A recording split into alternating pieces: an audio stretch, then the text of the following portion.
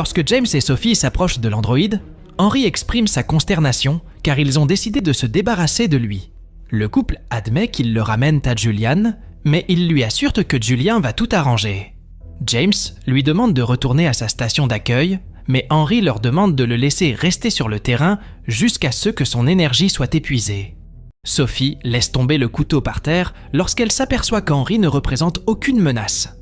Lorsque Sophie et James se rendent au bureau de Julian, l'endroit grouille d'agents du FBI.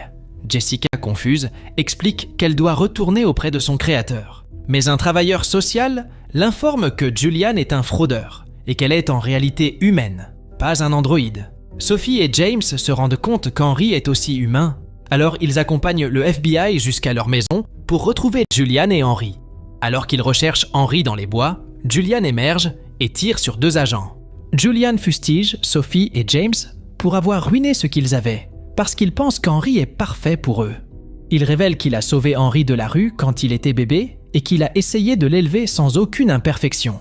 Julian a souligné qu'il aimait Henry et que l'androïde a transmis l'amour au couple. Mais ils ont fini par le rejeter comme sa mère l'avait fait il y a longtemps. Julian tente de leur tirer dessus, mais Henry se jette sur lui et le bat à mort avec son fusil de chasse.